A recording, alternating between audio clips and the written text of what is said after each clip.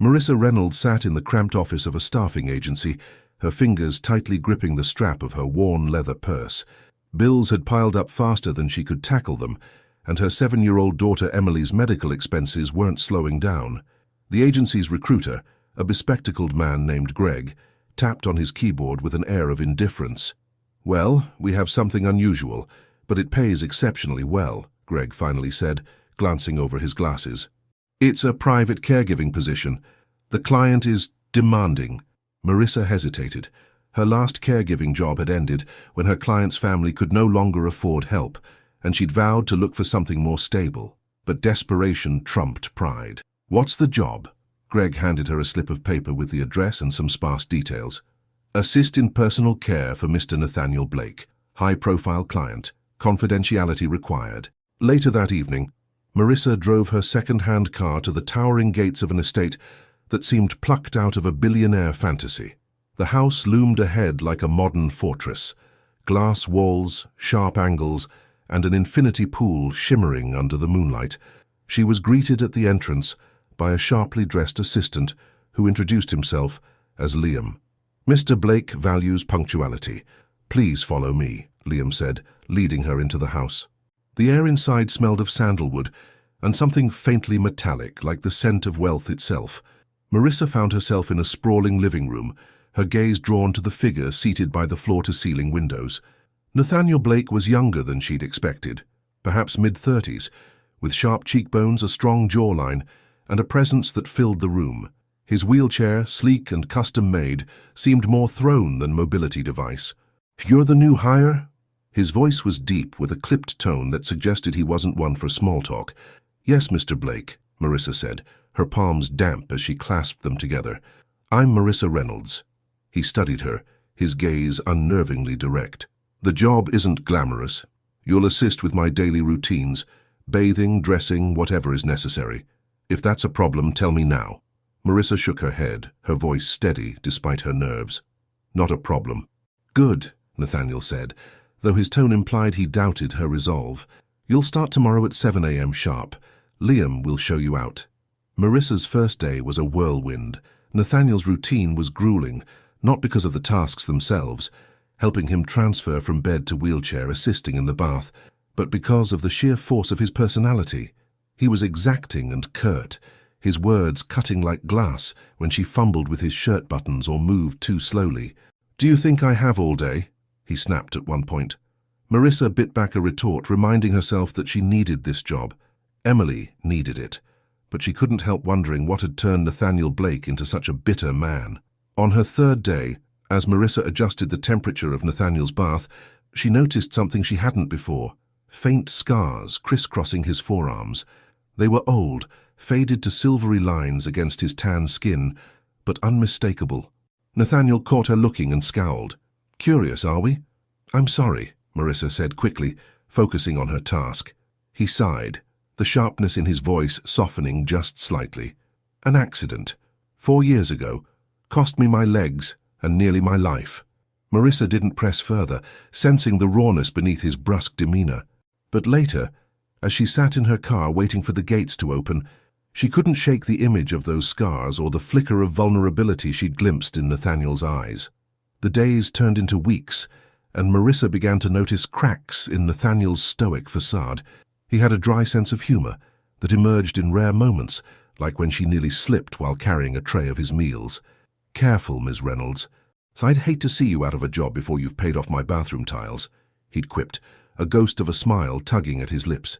More surprising was how Nathaniel began to notice details about her. One morning, as she adjusted his tie before a video conference, he said, "You're limping. Did you hurt your foot?" Startled, Marissa nodded.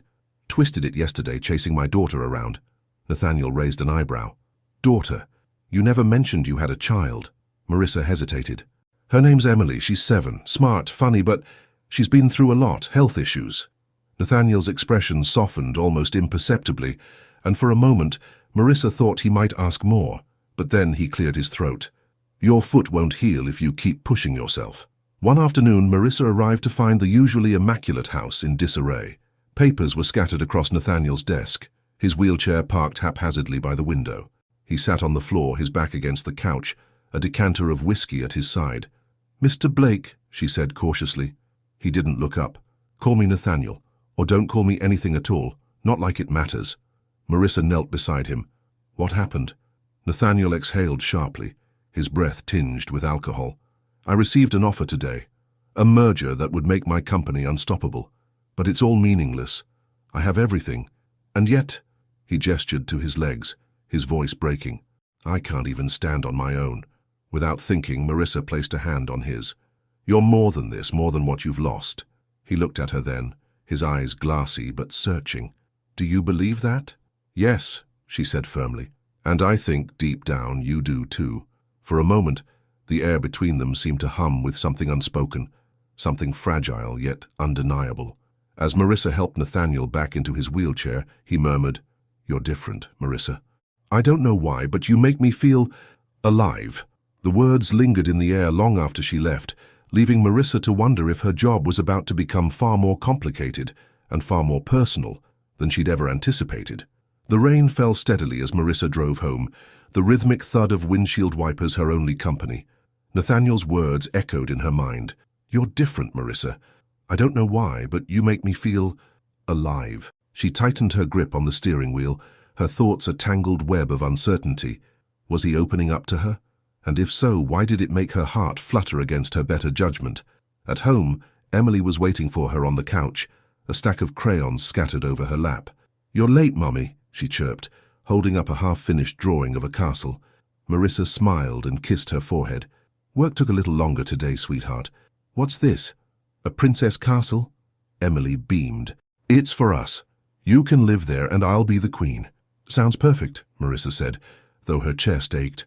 She wished she could give Emily the fairy tale she deserved. Instead, they had a small apartment, barely enough savings, and her late nights spent caregiving. That night, after Emily fell asleep, Marissa sat on her bed with her laptop, scrolling through an old article about Nathaniel Blake. It described the meteoric rise of his company, Blake Industries, and the accident that had left him paralyzed. But what struck her was a quote buried near the end. "When you lose everything you thought made you whole, what's left is the raw truth of who you are, and that's not always easy to face." The next morning, Marissa arrived at the estate to find Nathaniel in an unusually cooperative mood. As she helped him with his morning routine, he didn't bark orders or criticize her pace. Instead, he asked, "How's your daughter?" Marissa blinked, startled by the genuine curiosity in his tone. "Emily? She's doing okay. She's tougher than me, I think." "What's wrong with her?" Nathaniel asked, his voice softer than usual. "She was born with a congenital heart defect. She's had 3 surgeries already, and there's another one scheduled for next year," Marissa said, her throat tightening. "It's expensive, but we're managing." Nathaniel nodded, his expression unreadable. "She sounds extraordinary." "She is," Marissa said with a faint smile. "I just want to give her the best life possible." For the first time, Nathaniel didn't respond with a dismissive remark. Instead, he murmured, "I think you're stronger than you realize." Over the next few weeks, Nathaniel's walls began to crack. He started sharing fragments of his life, like pieces of a puzzle Marissa hadn't known she was putting together. She learned that before his accident, he had been an avid skier and mountaineer. He had climbed peaks in the Himalayas, chasing thrills that now seemed like distant memories. "Do you miss it?" she asked one evening as they sat by the window after dinner. "Every damn day," Nathaniel admitted, "but there's no use dwelling on what's gone." Marissa hesitated before saying, "Maybe not, but you're still here. You've built an empire. That has to mean something." Nathaniel looked at her then, his gaze searching. "You really believe that, don't you?" "Yes," she said without hesitation. "You're more than what you've lost." His lips curved into the faintest smile. "You're an optimist, Marissa. I'm not sure whether to admire that or pity it." She chuckled, shaking her head. "Maybe a little of both." One morning, Liam intercepted Marissa in the hallway. His usual composed demeanor was tinged with unease. "Marissa," "A word," he said, motioning her aside. "What is it?" she asked, glancing nervously toward Nathaniel's room. "I've worked for Mr. Blake for years," Liam began, his voice low, "and I've never seen him open up to anyone the way he has with you. I don't know what you're doing, but keep doing it.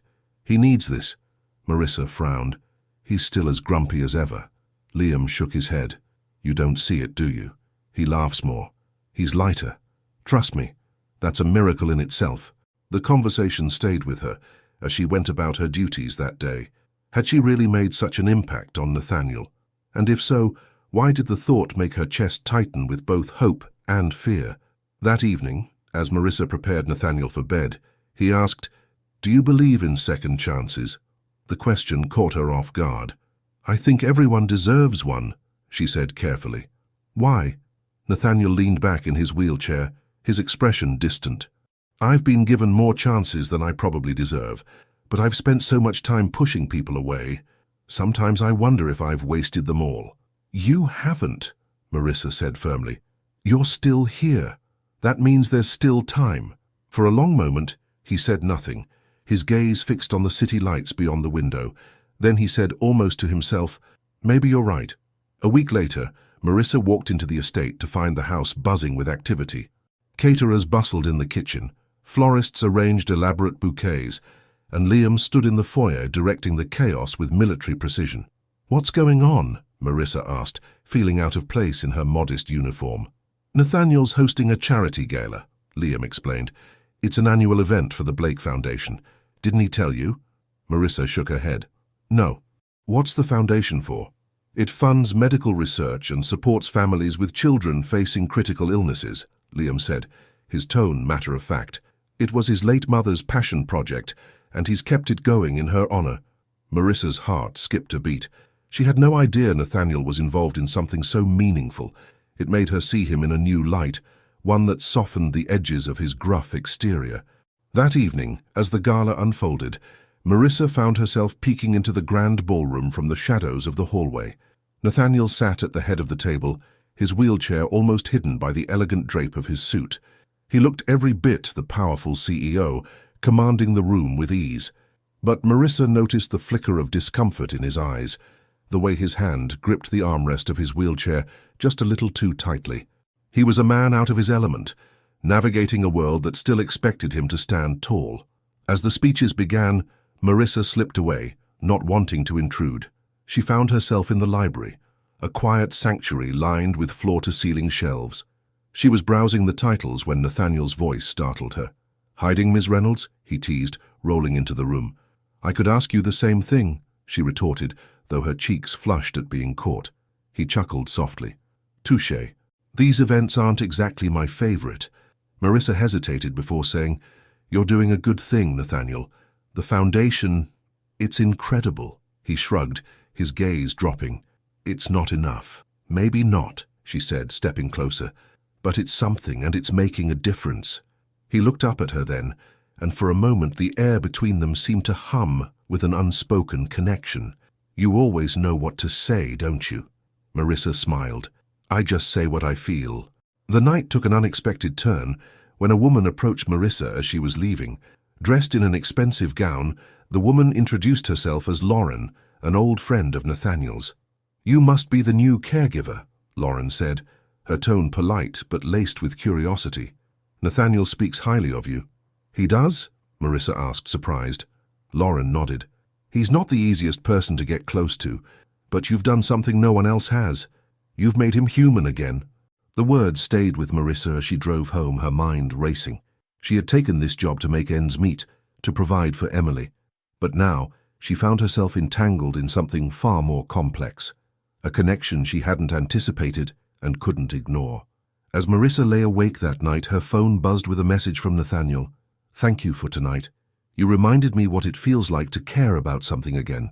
Her heart pounded as she read the words, knowing they marked a turning point she wasn't sure she was ready for. The days following the gala felt different. Nathaniel seemed more relaxed, almost lighter, as though the weight of his tightly guarded emotions had begun to ease. But with that shift came an undeniable undercurrent, an unspoken connection that neither he nor Marissa could fully acknowledge. Marissa, however, tried to focus on the job, reminding herself that she was here to work, not to untangle the knots of her employer's heart, or her own. That morning she arrived to find Nathaniel engrossed in a heated video conference in his office. His deep voice echoed through the hallway, clipped and commanding. Marissa busied herself in the kitchen until he called for her. When she entered the office, he was staring out the window, his jaw tight. Cancel whatever plans you had for the afternoon, he said without preamble. Marissa raised an eyebrow. Why? We're going out, he said simply. She blinked. Out? As in, outside the estate? Yes, Miss Reynolds. I'm not a prisoner, Nathaniel said, his tone dry. I trust you can manage to pack a few things for me. Marissa hesitated but nodded. It was unlike him to deviate from his routine, and she couldn't deny her curiosity. Where are we going? You'll see, he said cryptically before wheeling himself away. 2 hours later, they were driving along the coast in one of Nathaniel's luxury SUVs, with Marissa at the wheel and Liam in the passenger seat. Nathaniel sat in the back, silent for most of the ride, his gaze fixed on the rolling waves beyond the cliffs. When they finally stopped, Marissa stepped out to find herself in front of a sprawling rehabilitation center. Its sleek modern design mirrored Nathaniel's home, but there was a warmth to it, a sense of life and renewal. This is where I spent 2 years after the accident, Nathaniel said as they approached the entrance. His voice was calm, but Marissa caught the flicker of vulnerability in his eyes. I wanted you to see it. Marissa frowned, confused. Why? Nathaniel paused, his hands resting on the wheels of his chair. Because you keep telling me I'm more than what I've lost. I need to believe that. And maybe I need someone else to see it too. Inside they were greeted by staff who clearly remembered Nathaniel well. He exchanged polite nods and brief smiles, though it was clear he wasn't here to catch up. Instead, he led Marissa to a large indoor gym, where patients of all ages worked with therapists, their faces etched with determination. This place saved me, Nathaniel admitted, his voice low. Not just physically. It reminded me what it means to fight for something. Marissa looked at him, her heart aching at the rawness of his words. You're still fighting, she said gently. Every day. Nathaniel's lips twitched into a faint smile. Maybe. But seeing this, it helps. As they made their way back to the car, Liam stepped ahead to take a call, leaving Marissa and Nathaniel alone. The ocean breeze whipped through Marissa's hair as she helped Nathaniel transfer into the car. Thank you for coming, he said unexpectedly, his tone soft. I know this wasn't in the job description. Marissa smiled, tucking a strand of hair behind her ear. I don't mind, it's nice to see this side of you. Nathaniel chuckled, a sound that was both warm and unfamiliar. Don't get used to it. I wouldn't dare, Marissa teased, though the lightness of the moment lingered between them, fragile yet undeniable. Over the next week, Marissa noticed a shift in Nathaniel. He began asking more questions about Emily, about her life before the job. He even started sharing small details about his family, how his mother had been the driving force behind his foundation, how his father had been a strict but loving presence before his untimely death. One evening, as Marissa was tidying up the living room, she found Nathaniel flipping through an old photo album. He motioned for her to join him, and she hesitated before sitting beside him on the couch. This was my family's cabin in Vermont, he said, pointing to a picture of a younger version of himself standing beside a small wooden house. We used to spend summers there. It was simpler. Marissa smiled, leaning closer to get a better look. You look happy. I was, Nathaniel admitted, his voice tinged with nostalgia. But life has a way of complicating things. Doesn't it just? Marissa said with a rueful smile. Nathaniel glanced at her, his expression unreadable. You're different, Marissa. You make things feel less complicated. Her breath caught at his words, and for a moment she couldn't find a response. But before she could overthink it, Nathaniel closed the album and rolled away, leaving her alone with the echoes of his confession. The next morning, Marissa arrived to find Liam pacing in the foyer, his phone pressed to his ear. He ended the call abruptly when he saw her, his face unusually pale. What's wrong? She asked, immediately on edge. It's Mr. Blake, Liam said grimly. He received some unsettling news this morning. Marissa's heart sank. What happened? His board of directors is pushing for a hostile takeover. They're trying to force him out of his own company. Marissa stared at him in disbelief. Can they do that? They think he's weak, Liam said, his voice laced with frustration. They've been circling like vultures ever since the accident. Marissa clenched her fists. But he built that company. It's his. Exactly, Liam said. And he's not going down without a fight. But he could use some support. Marissa found Nathaniel in his study, his jaw tight as he reviewed stacks of documents. He looked up when she entered, his expression guarded. "You heard?" he asked. She nodded, stepping closer. "I did. I'm sorry." Nathaniel exhaled sharply, running a hand through his hair. "Don't be. This is the world I live in.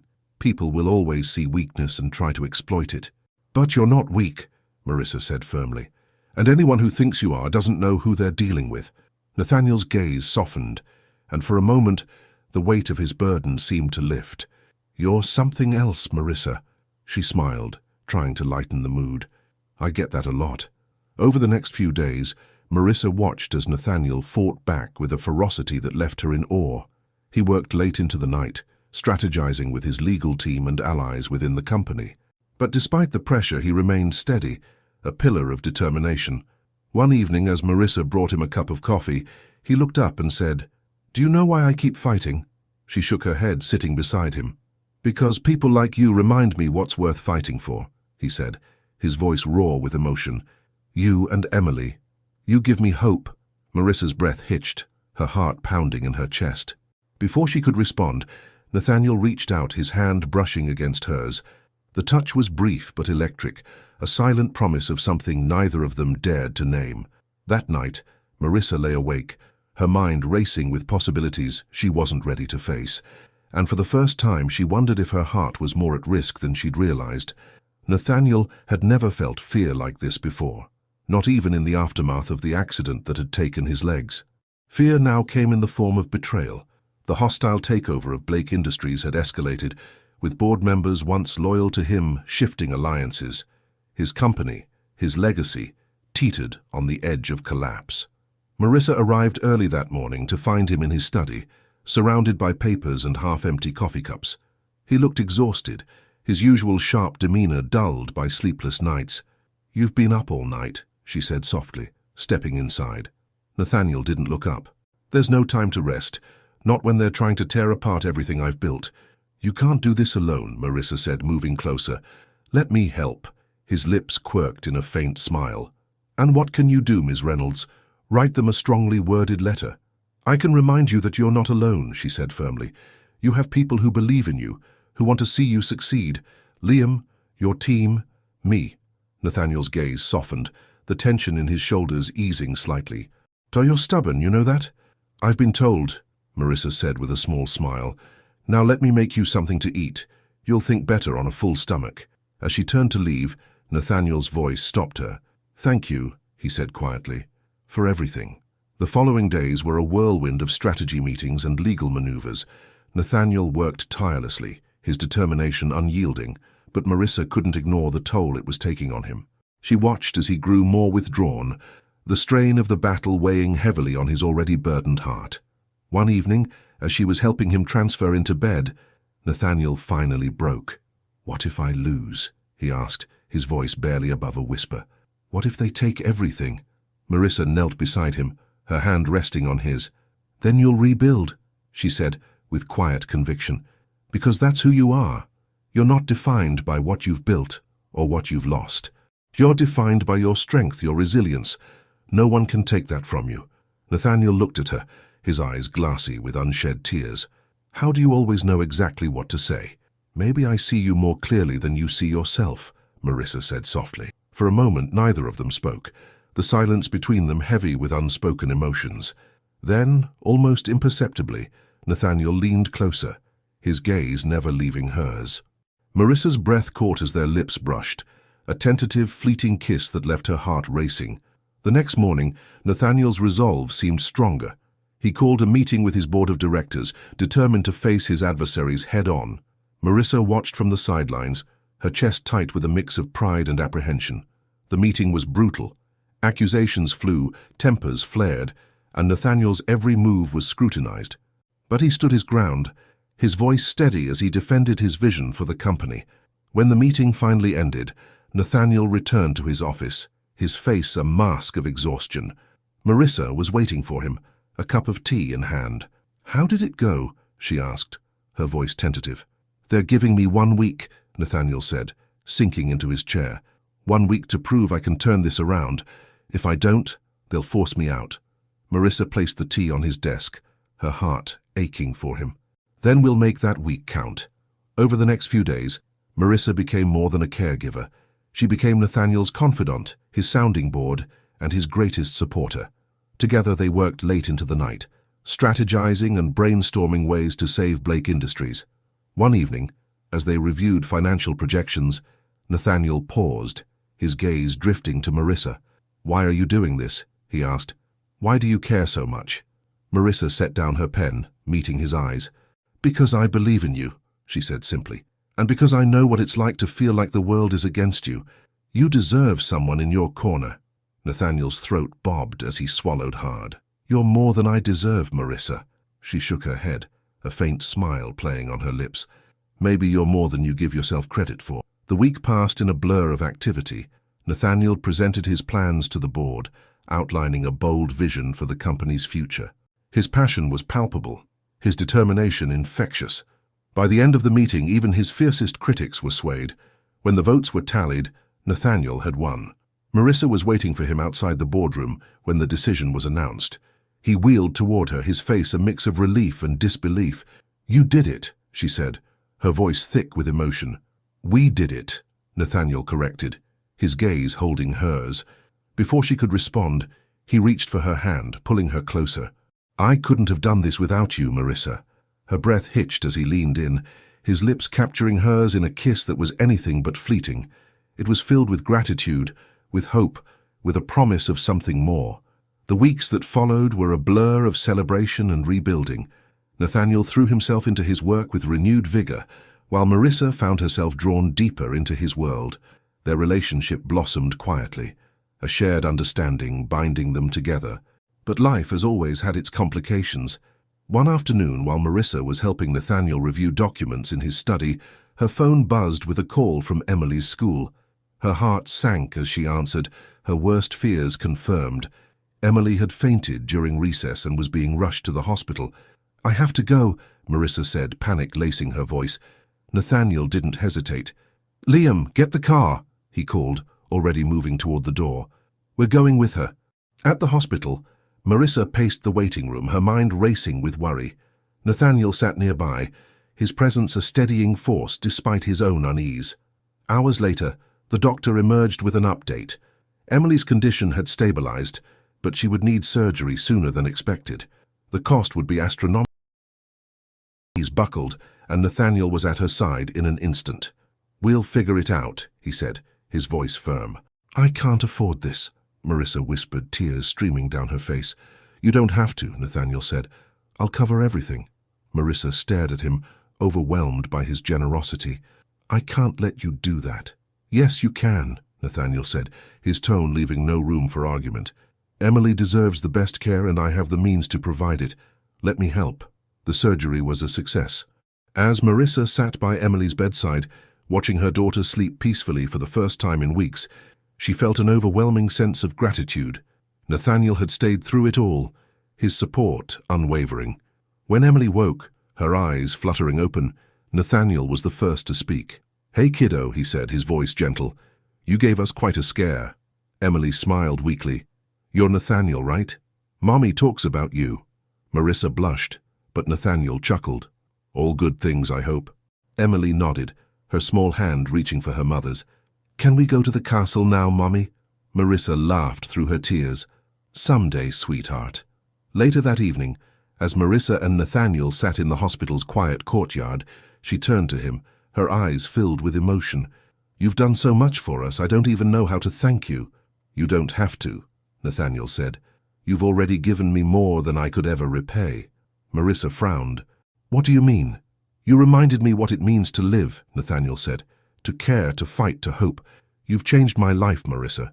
Tears filled her eyes as she leaned closer, her lips brushing against his. "And you've changed mine." In the months that followed, Marissa and Nathaniel built a life together, a life filled with love, laughter, and second chances. Emily's health improved, Nathaniel's company thrived, and their once complicated lives became a testament to the power of resilience and connection. In the end, they proved that even in the face of loss and hardship, it was never too late to find happiness or love.